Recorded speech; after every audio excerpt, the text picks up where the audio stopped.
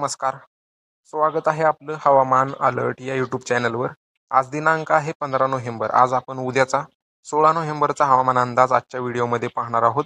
Video शेवटपर्यंत नक्की पहा, जेणेकरून ज्या काय अपडेट्स असतील त्या तुमच्यापर्यंत पोहोचतील. सर्वप्रथम सिस्टीम जर पाहायच्या गेल्या तर तमिळनाडूच्या पूर्व भागात एक चक्राकार हवेची स्थिती सध्या सक्रिय आहे. हे अशीच इकडे उद्या परवा 13 अशीच इकडे तमिळनाडू केरळ करत अरबी समुद्रात येईल. त्याच्यामुळे या दोन राज्यात तमिळनाडू आणि केरळ या दोन राज्यात पुढील 2-3 दिवस मध्यम तर काही भागात जोरदार पावसाचा अंदाज राहील. बाकी भारतातील जे सर्व राज्य आहेत या भागातून कोणत्याच राज्यातून पावसाचा अंदाज नाहीये. उत्तरेकडून येणाऱ्या थंड वाऱ्याचा प्रवाह मागील 3-4 दिवसापासून जोरदार प्रमाणात चालू आहे. त्याच्यामुळे आपल्या राज्यात सुद्धा थंडीचं प्रमाण हे मागील काही दिवसापासून वाढलेलं आहे. WD सध्या सक्रिय नाहीये. एक WD या भागात सध्या येत आहे, पण हा पुढे किती स्ट्रॉंग आणि सक्रिय राहील याच्यावर लक्ष ठेवावं लागेल. यानंतर जर तापमान जर पाहायचं गेलं तर आज इकडे तापमान बीड सोलापूरच्या आसपास, पुण्याच्या पूर्व भागात 6 अंश सेल्सिअस ते जवळजवळ 8 अंश सेल्सिअसच्या दरम्यान तापमानाची नोंद झालेली आहे.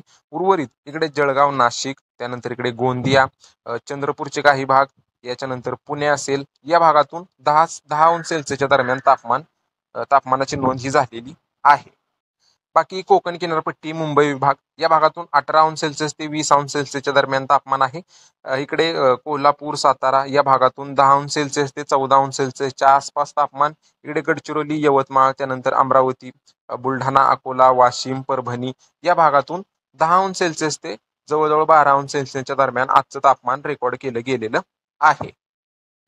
त्यानंतर पावसाचा जर हवामान अंदाज पाहायचा गेला तर उद्या 16 नोव्हेंबर रोजी राज्यात कोणत्याच जिल्ह्यातून पावसाचा अंदाज नाहीये. मात्र थोडंफार 23 आणि 24 नोव्हेंबर रोजी बरेचसे सॅटेलाइट इमेज किंवा मॉडेल्स दाखवत आहेत की इकडे छत्रपती संभाजीनगर असेल, अहिल्यानगर, पुणे, सातारा, कोल्हापूर, सिंधुदुर्ग, सोलापूर हा जो पट्टा आहे पुणे या भागातून ढगाळलेलं हवामान होईल 23 आणि 24 नोव्हेंबर रोजी.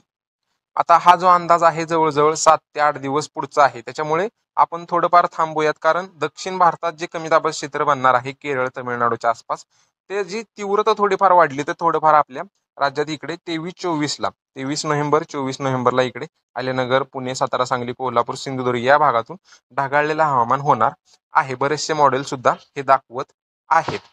तशा अपडेट आपण आपल्या युट्यूब चॅनलवर वेळोवेळी तुम्हाला देतच राहू. आपल्या चॅनलला सबस्क्राईब करा, जेणेकरून हे जे व्हिडिओ असतात ते तुमच्यापर्यंत पोहोचतील. बाकी सध्याच्या अपडेटमध्ये एवढंच. धन्यवाद.